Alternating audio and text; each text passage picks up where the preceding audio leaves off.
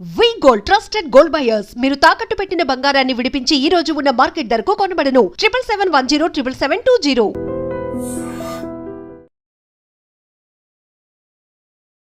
నమస్కారం అండి, నేను డాక్టర్ మోవా శ్రీనివాస్ మాట్లాడుతున్నానండి. నేను కార్డియాలజిస్ట్ని. ఇవాళ మనం ఒక వింత విషయాన్ని మాట్లాడుకుందాం. ఒకటి, రియల్ హీరో ఎవరు, సినిమాలో కనిపించే హీరో ఎవరు, ఆ సినిమాల్లో కనిపించకపోయినా విలన్లా కనిపించిన అసలు హీరోలు ఎవరు? ఆయనే దగ్గుబాటి రాణా. సో ఎందుకు ఈ స్టేట్మెంట్ నేను చేశానంటే, బాహుబలి సినిమాలో విలన్ ఎవరు అంటే, విలన్ కంటే కూడా ముందు మనకి హీరో గుర్తొస్తాడు. ఆ విలన్ హీరోతో తనులు తింటాడు కాబట్టి. సో అది 2015లో వచ్చింది. ఆ తర్వాత కొంతవరకు ఎక్కువ విలన్ పోర్షన్లే చేసుకుంటూ వస్తున్నాడు రాణా. 2015-17లో బాహుబలి 1-2 వచ్చాయి. తర్వాత కొన్ని తమిళ సినిమాల్లో కూడా, రజనీకాంత్ సినిమాల్లో కూడా విలన్ పాత్ర పోషించాడు వెట్టయ్యన్ అని చెప్పేసి. హౌస్ఫుల్ అనేటటువంటి 2019 క్యారెక్టర్ కూడా ఆయన విలన్ పోర్షనే పోషించాడు. నా దృష్టిలో నిజమైనటువంటి హీరో రాణా దగ్గుబాటి.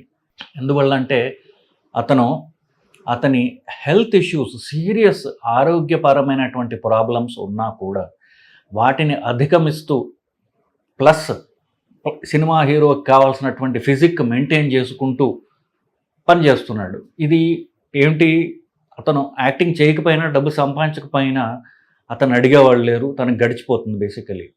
కానీ నేను నా జీవితాన్ని ఒక మీనింగ్ఫుల్గా నేను జీవించాలి, ఈ శరీరాన్ని, ఈ లైఫ్ని నేను పయనిచ్చిన వాళ్ళ సంపాదనతో కాకుండా నాకు నేనుగా నేను ఒక రోల్ని సృష్టించుకోవాలనేటటువంటి తాపత్రయం. సో పనిచేస్తున్నాడు. దీనికి అడ్డుగా, ఆటంకిగా వచ్చిన హెల్త్ ఇష్యూస్ని అధిగమించి కూడా తను ఇంకా యాక్టింగ్ చేస్తూ తన లైఫ్ స్టైల్ని అలాగ మెయింటైన్ చేసుకుంటూ ప్రొఫెషనల్ ఫిట్నెస్ కూడా మెయింటైన్ చేస్తున్నాడు. ఇది నేను ఏదో కొత్తగా చెప్పింది కాదు, ఆయన చెప్పిందే. 2 పాడ్కాస్టులు చేశారు రాణా దగ్గుబాటి గారు. ఒకటేమో రియా చక్రవర్తి అని ఒక హిందీ లేదా బెంగాలీ యాక్ట్రెస్, హీరోయిన్. ఆవిడ అంతేకాకుండా దేనికంటే ముందు సమంతతో చేసినటువంటి ఒక పాడ్కాస్ట్లో తన హెల్త్ ఇష్యూస్ గురించి తనే మెన్షన్ చేసుకుంటూ పోయాడు. అది అతని మాటల్లో నేను చెప్పాలంటే, మొదట ఎడం కన్ను చూపు తగ్గడం చూపు తగ్గిపోతుందట. సో తగ్గిపోతుంటే ఇతను ఏదో చిన్న ప్రాబ్లమ్, ఏదో గ్లాసులు పెట్టుకో అట్లా మేనేజ్ చేసుకుంటూ ఉండగా ఒక కంటి డాక్టర్ని కలిశారు. కంటి డాక్టర్ని కలిస్తే, బాబు మీకు కంటి ముందు ఉన్నటువంటి ట్రాన్స్పరెంట్ పొర ఏదైతే ఉందో అది ఇట్లాగా రౌండ్గా ఉండాల్సింది పోయి మీకు ఇట్లా ఒక త్రికోణ ఆకారంలో ఉంది, కోన్ ఒక ఆకారంలో ఉంది. ఇది పుట్టుకతో వచ్చేటటువంటి ప్రాబ్లమే, కెరటోకోనస్ అంటారు. కానీ దీనికి సర్జరీ చేస్తే పుట్టి కరెక్ట్ అవుతుంది అని ఆ డాక్టర్ చెప్పారు, కంటి డాక్టర్.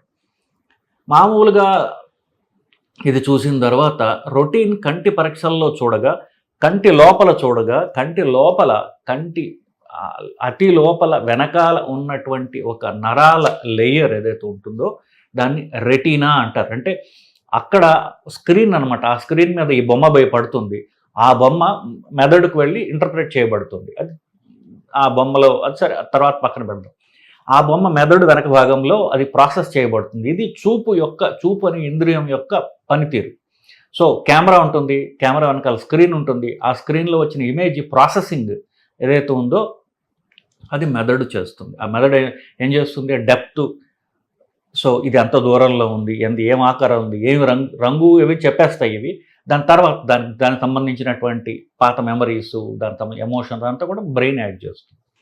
అది పక్కన పెడదాం. ఇంతకీ మనకు వచ్చిన ఈ అన్నిటికంటే పైన ముందు లెన్స్ ఉంటుంది చూస్తారా, కెమెరా లెన్స్ ఉంటుంది. ఆ లెన్స్ లాంటి దానిలో ప్రాబ్లం ఉందని ముందు కంటి డాక్టర్లు గుర్తించి ఇది జబ్బు కాదు, నిజానికి మీకు పుట్టుకతో వచ్చినటువంటి చిన్న ఇష్యూ, దాన్ని సర్జికల్గా కరెక్ట్ చేసుకోవచ్చు అన్నారు. ఓకే అన్నాడు. ఆపరేషన్ ముందు చేసే పరీక్షల్లో కంటి లోపల చూడగా, కంటి లోపలి ప్రాసెసింగ్ కాదు, స్క్రీన్ ఏదైతే ఉందో దానిలో రక్తనాళాల్లో చిట్లినట్టుగా కనిపిస్తున్నాయి వాళ్ళకి. సో ఇది అధిక బీపీ వల్ల వస్తుంది. బీపీ చూడండి అంటే బీపీ చూస్తే 200 ఉంది. ఓహో, బీపీ అధికంగా ఉండడం వల్ల కంట్లో రక్తనాళాలు చిట్లాయి అని చెప్పేసి వీళ్ళకి అర్థమైంది. సో ఆ బీపీ ఎందుకు వచ్చింది అని పరీక్ష చేసి చూడగా బీపీ ఇప్పుడే అంటే బీపీ సడన్గా పెరిగితే రక్తనాళాలు చిట్లటం కాకుండా ఇది కొంతకాలంగా కొన్ని నెలలుగా ఇతనికి ఎలాంటి సిమ్టమ్స్ అంటే ఇతనికి ఎలాంటి కష్టం బయటికి తెలియకుండా బీపీ సైలెంట్గా అలాగా పెరుగుతూ పెరుగుతూ వచ్చింది. అందుకనే సైలెంట్ కిల్లర్ అంటారు బీపీని. సో ఈ బీపీ అధికంగా ఉంది, ఈ వయస్సులో అతనికి బీపీ ఎందుకు పెరిగింది అన్నటువంటి అనుమానం వచ్చింది డాక్టర్లకి. వెంటనే ఏం చేశారు, ఈ వయసులో బీపీ అధికంగా ఉండటానికి ఏమేమి కారణాలు కావచ్చు. ఫర్ ఎగ్జాంపుల్, ఇతను ఆల్కహాల్ తీసుకుంటున్నాడా, ప్రాబబ్లీ. సిగరెట్ తాగుతున్నాడా, ప్రాబబ్లీ. మోస్ట్లీ మనకు తెలియకపోవచ్చు, ఇది ఇతిమిద్దంగా. ఇకపోతే కిడ్నీ ప్రాబ్లం ఉన్నది ఇతనికి. ఒక కిడ్నీ సరిగ్గా అంటే 2 కిడ్నీలు సరిగ్గా పని చేయడం లేదు. కిడ్నీ పని చేయకపోవడం వల్ల బీపీ పెరిగి, ఆ బీపీ పెరగడం వల్ల కంట్లో ప్రాబ్లం వచ్చింది అనేటటువంటిది వాళ్ళకి చివరికి తెలుసు. ఇదంతా పాసిబ్లీ ఒక 10 రోజులు అయిపోయి ఉండొచ్చు. ఇదంతా అయిన తర్వాత ఇదంతా ఎప్పుడైంది, 2019లో అయిందట. అయితే సరే, భాగ్యవంతుడు కాబట్టి వెంటనే నేను అమెరికా వెళ్ళిపోతాను అంటే అప్పుడే కిడ్నీ ప్రాబ్లం చూసిన డాక్టర్ ఏం చెప్పారు, కిడ్నీ అడ్వాన్స్డ్ ఉంది కాబట్టి కిడ్నీకి బెస్ట్ ట్రీట్మెంట్ ఏమిటి, సర్జరీ. కిడ్నీ మీకు తగిన ఇవ్వగలిగిన డోనర్ ఎవరిని ఉంటే కిడ్నీ ట్రాన్స్ప్లాంట్ చేసుకోవచ్చు. అది కిడ్నీ ట్రాన్స్ప్లాంట్కి సజెస్ట్ చేశారు. ఇతను అమెరికా వెళ్ళాడు. హాస్పిటల్లో మేయో క్లినిక్ అని, అది ఆపరేషన్ చేయడంలో ప్రపంచంలో నెంబర్ 1 మేయో క్లినిక్ అని ఉంటుంది అమెరికాలో, రోచెస్టర్ అనేటటువంటి రాష్ట్రంలో. అక్కడికి పోగా వాళ్ళు మళ్ళీ పరీక్షలు చేశారు. పరీక్షలు చేసి వాళ్ళకి ఒక డ్రామాటిక్ అంటే ఇప్పుడు మన ఇండియన్ డాక్టర్లు ఎట్లా ఉంటారంటే కొంచెం మొహమాటంగా ఉంటారు. విఐపి అనగానే ఇంకా మొహమాట పడిపోతారు.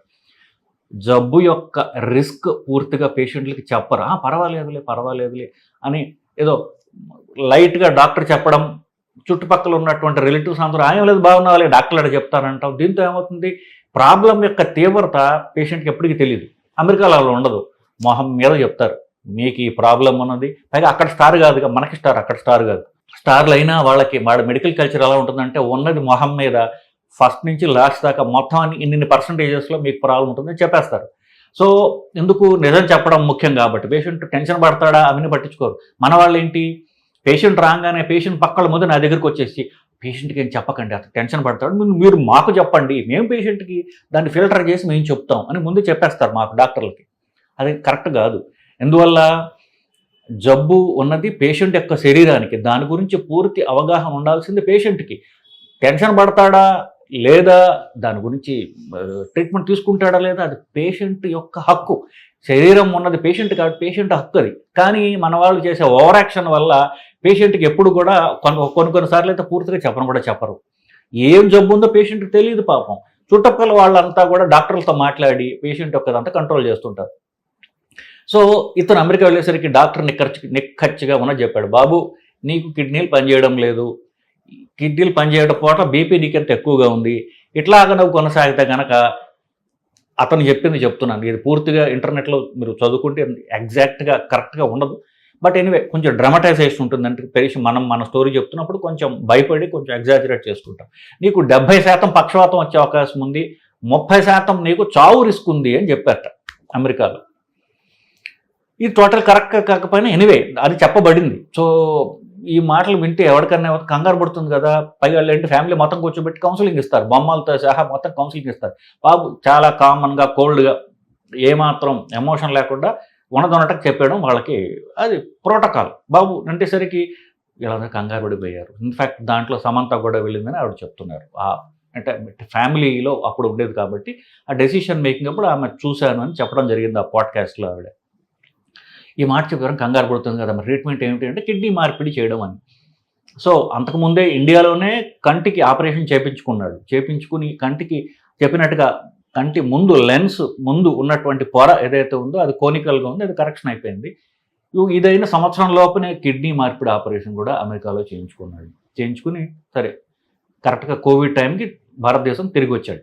అప్పుడు కిడ్నీ ట్రాన్స్ప్లాంట్ ఎప్పుడైతే అవుతుందో ఆ కిడ్నీ మనదిగా ఎవరిచ్చారో మనకు తెలియదు. మోస్ట్లీ రిలేటెడ్ డోనర్స్, తల్లిలో తండ్రో అన్నదమ్ములో ఎవరో ఒకళ్ళు ఇస్తే కనుక అది బాగా అతుక్కుంటుంది. ఎవరి దగ్గర కిడ్నీ తీసుకున్నారో మనకు తెలియదు. కానీ అది మన కిడ్నీ కాదు కదా, వేరే శరీరంలోంచి మనకు వచ్చింది కాబట్టి ఆ కిడ్నీ శరీరం యాక్సెప్ట్ చేయడానికి, శరీరం దాన్ని రిజెక్ట్ చేయకుండా ఉండడానికని మందులు వాడాలి.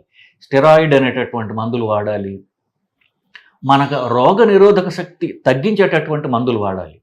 సో అది మందులు వాడకపోతే కిడ్నీ చెడిపోతుంది. కానీ ఈ మందులు వాడితే మన రోగ నిరోధక శక్తి తగ్గి కరోనా వచ్చి కూర్చోవచ్చు. అప్పుడే కరోనా వచ్చింది. సో ఎంత తీవ్రమైనటువంటి ప్రమాదకరమైనటువంటి పరిస్థితుల్లో ఆయన వెళ్ళుంటాడో ఈ మాట ఆయన చెప్పకపోయినా డాక్టర్గా నాకు అర్థమవుతుంది. అది మనమేమో ఇమ్యూనిటీ సపరేషన్లో ఉన్నాం. ఎక్కడ ఏ ఒక్క వైరస్ ముక్కులో దూరినా అది ప్రాణాంతకం అవుతుంది. Really he went through such a serious situation, దీనిలో అనుమానం లేదు. సో ఇదంతా అయ్యి మొత్తానికి బయటపడ్డాడు. జాగ్రత్తలు తీసుకున్నాడు, అతి జాగ్రత్తగా ఉంటాడని నా అనుమానం.